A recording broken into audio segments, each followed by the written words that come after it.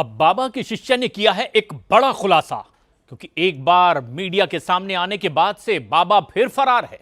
इधर बाबा भोले और सूरजपाल को लेकर के ऐसे ऐसे खुलासे हुए हैं जिन्हें जानकर आप भी हैरत में पड़ जाएंगे। सूट वाली एक लड़की ने बाबा के बारे में कुछ ऐसा बताया जिसके बाद से उत्तर प्रदेश सरकार बाबा के 24 आश्रमों की जांच करने में जुट गई है।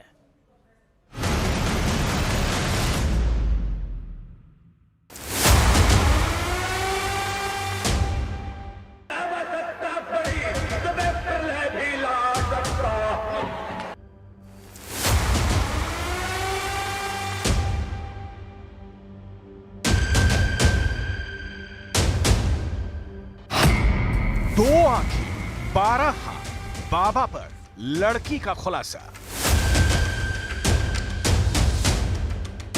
आप इन दो तस्वीरों के जरिए बाबा भोले और सूरजपाल के गुनाहों की हकीकत को जरा समझ लीजिए। पहली तस्वीर में सवाल उठाए जा रहे हैं कि क्या बाबा को गिरफ्तार करने से प्रलय आ जाएगी। आखिर बाबा को गिरफ्तार क्यों नहीं किया जा रहा है। 2 जुलाई को हाथरस में मची भगदड़ में 121 लोगों की मौत हुई और 5 दिन बाद भी बाबा भोले गिरफ्तार नहीं। यहां तक कि हादसे के 4 दिन बाद कल यानी 6 जुलाई को मीडिया के सामने प्रकट हुआ। उसके बाद से बाबा का कुछ अता पता नहीं है। दूसरी तस्वीर में सूट पहने ये लड़की खुलासा कर रही है कि बाबा कैसे सुंदर लड़कियों का इस्तेमाल करता है। लड़की ने तो यहां तक दावा किया कि बाबा को सिर्फ सुंदर लड़कियां ही नहलाती थी और सजाती थी, संवारती थी। आखिर बाबा सुंदर लड़कियों से ही क्यों नहाता था, इसका खुलासा भी इस लड़की ने न्यूज़ 18 पर किया है। 2 आंखों वाला बाबा भोले कैसे अपने 6 राजदारों के 12 हाथों से गुनाह करवाता था, इसका पर्दाफाश भी हो गया है। बाबा के सत्संग में सुंदर महिलाओं को बाबा के मंच के सामने क्यों बैठाया जाता था, इस पर खुलासे होने शुरू हो गए हैं। न्यूज़ 18 इंडिया के कैमरे पर आई एक लड़की ने बाबा की काली करतूतों पर जो खुलासा किया है वो हैरान करने वाला है। लड़की का साफ दावा है कि बाबा को सुंदर लड़कियां नहलाती थी। बाबा का सुंदर महिलाओं और लड़कियों से कनेक्शन हैरान करने वाला है। नहाना, दिलाना, कपड़े धोना सब कुछ महिलाएं करती थी। अच्छा, बाबा को महिलाएं नहलाती थी? हाँ, सब महिलाएं सब महिलाएं करती थी। और क्या क्या देखा आपने? मैंने जो देखा जो आपको बता दिया कि लेडीज थी अंदर, महिला थी जो खाना पीने, पहनने, उठने, बैठने में सब कुछ महिला थी। आपको क्या खराब लगा देखने के बाद में कि ये ठीक नहीं है? आप जानते हो कमेटी किस चीज़ की होती है? कमेटी आदमियों की होती है, उसमें प्लाट खरीदना, बेचना सब कुछ होता है। तो फिर लेडीज को क्या काम है उसमें? अब सवाल उठता है कि बाबा महिलाओं और लड़कियों का इस तरह इस्तेमाल कैसे करता था। क्या बाबा लड़कियों और महिलाओं को सम्मोहित कर लेता था या फिर जादू टोने से अपने वश में कर लेता था। अब जरा इन महिलाओं को देखिए जो हाथरस कांड में मारे गए 121 भक्तों के लिए बाबा भोले को जिम्मेदार नहीं मानती हैं। यानी बाबा हाथरस कांड का शैतान नहीं बल्कि इनके हिसाब से वो भगवान है, भगवान हनुमान का रूप है। जरा देखिए, महिलाएं बाबा भोले को याद करके दंडवत प्रणाम कर रही हैं। जिनकी आई वो चले गए दुनिया की तीर्थ यात्रा आते हैं, रेलें पलट जाती हैं, बसें पलट जाती, दुनिया के हर द्वार कहीं केदारनाथ कहीं पलट जाती हैं, तब कहने पकड़ने जाता। बताओ ना, वो तो एक फूल नहीं लेते, परमात्मा सब दुनिया देता है, वे कछु लेते नहीं। वो भगवान हैं, उनका हनुमान रूप देखो, ब्रह्मा विष्णु रूप देखो, काली रूप देखो। वो कृष्ण जी देखे, भाई राम देखे, राम कृष्ण द्वापर में हमने नहीं देखे। परमात्मा है, बाबा नहीं। बाबा तो संसार में दाढ़ी मोछ बारे, गुड़िया माला बारे, बेच चढ़ावा लेते, फूल अगरबत्ती लेते, नारियल लेते, गोला लेते, वे रुपया लेते, अपने आश्रम बनवाते। यहाँ ऐसा कुछ भी नहीं है। 100 करोड़ का बाबा, तिजोरी में नेताओं की फाइल। भोले बाबा और सूरजपाल खुद को भगवान मानता था। आज भी जब वो फरार है और कैमरे पर आकर बोल रहा है तो ऐसे ड्रामे कर रहा है कि जैसे उसे भगवान से शैतान बनाने की साजिश चल रही है। बाबा तो यहाँ तक कह चुका है कि वो जब चाहे प्रलय ला सकता है। ऐसे में सवाल उठ रहे हैं कि क्या प्रलय के डर से ही बाबा पर हाथ नहीं डाला जा रहा है। एक मीडिया रिपोर्ट के मुताबिक सूरजपाल जब पुलिस की नौकरी किया करता था तब वो खुद के पास अप्राकृतिक या दैवीय शक्तियां होने का दावा करता था। बाबा यहाँ तक दावा करता था कि प्रलय लाना उसके बाएं हाथ का खेल है। भोले भाले भक्त भोले बाबा को प्रभु जी और परमात्मा कहते हैं।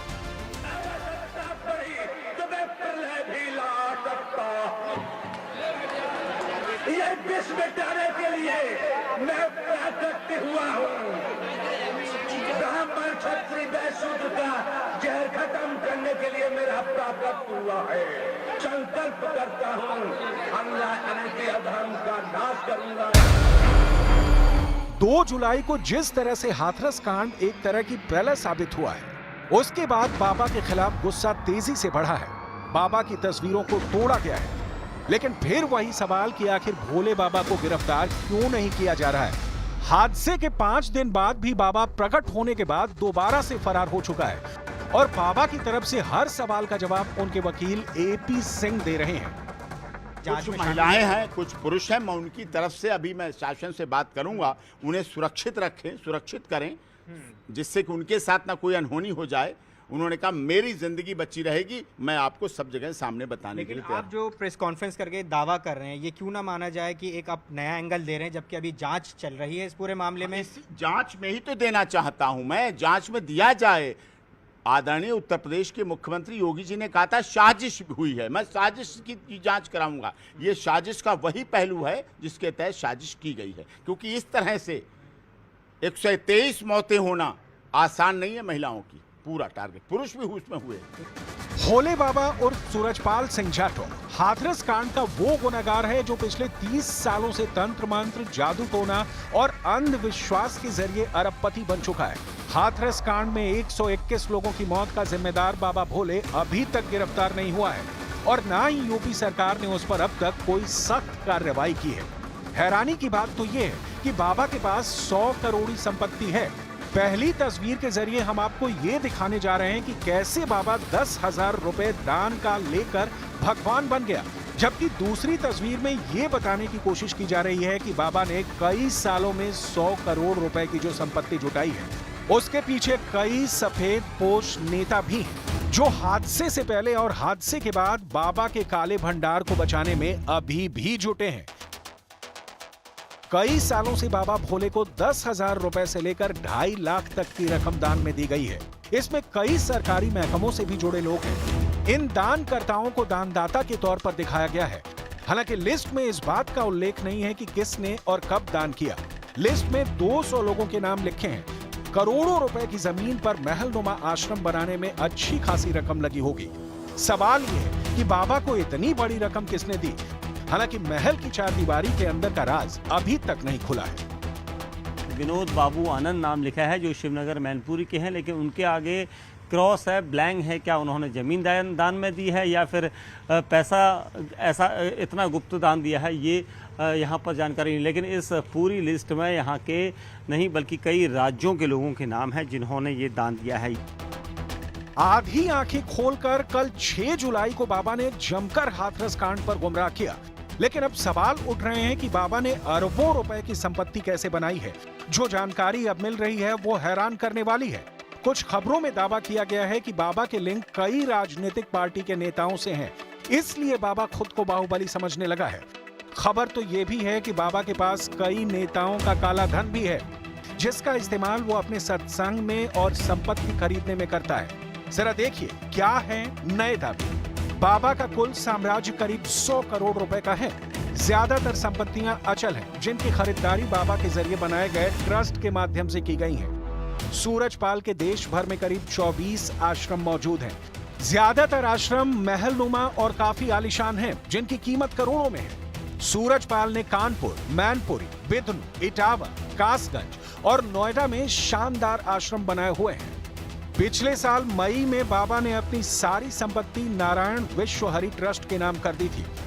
इस ट्रस्ट को बाबा के सबसे भरोसेमंद सेवादार चलाते हैं। सूरजपाल बाबा कभी खुद के नाम पर प्रॉपर्टी नहीं खरीदता है। सूरजपाल बाबा का अपना सुरक्षा घेरा भी है, जिसमें 25 से 30 लोग होते हैं। ये बाबा अपनी गाड़ियों के काफिले के लिए भी जाना जाता है। उसके काफिले में 25 से 30 गाड़ियां रहती हैं, जिसमें फॉर्च्यूनर जैसी लग्जरी गाड़ियां भी मौजूद हैं। देखिए आस्ता आस्ता शिकंजा कस रहा है। जो लोग भी दोषी हैं वो बाबा हों, बाबा के आसपास के लोग हों, चाहे वो सरकार में कोई अफसर हो, सबके खिलाफ शिकंजा कसेगा और जो लोग भी दोषी हैं उन 121 लोगों की निर्मम हत्या के लिए उन सबके खिलाफ कार्रवाई हो। नहीं, निश्चित तौर से हाथरस की घटना बहुत ही दुखद है और उत्तर प्रदेश के माथे पर कलंक मैं कहूँगा। इतनी बड़ी घटना, सैकड़ों लोग मर गए और अभी तक जो कार्रवाई होनी चाहिए थी वो कार्रवाई हुई नहीं है। बाबा भोले की काली माया और उसकी काली करतूतों पर जो खुलासे हुए हैं, उसमें एक सूट वाली लड़की ने भी ये किया है कि आश्रम के चारदीवारी के अंदर उसने खून तक देखा है। अगर कमेटी करता है तो कौन सा परमात्मा है वो? अगर परमात्मा होता तो शक्ति होती उसके अंदर। शक्ति के बाद में सब कुछ होता। कमेटी में आदमी का क्या काम है? आप भी जानते हो, मैं भी जानती हूँ। अगर ये आदमी गलत नहीं है तो यहाँ रुकता, सारा काम होते, लेकिन वो गलत है इसलिए नहीं हुआ। इधर हाथरस सत्संग कांड में 3 सदस्यीय न्यायिक जांच आयोग की टीम ने कई लोगों के बयान दर्ज किए हैं। लोगों ने न्यायिक जांच कमेटी के सदस्यों को काफी अहम जानकारियां दी हैं। घटना स्थल पर आंखों देखा मंजर बयां किया, घटना स्थल से जुड़े वीडियो भी दिखाए हैं। हमने पूछताछ की है सबसे, क्योंकि ऑफिशियली हम जब नोटिस जारी कर देंगे तो हम वो सब रिकॉर्ड करेंगे आगे। सारे ऑफिसर्स के जो भी संबंधित होंगे, जो पब्लिक के लोग होंगे, जो प्रेस के लोग होंगे, तो उसी से हमें मदद मिलेगी। Then we will proceed. अब देखना होगा कि इंसान से भगवान बनने का दावा करने वाला बाबा कब गिरफ्तार होता है।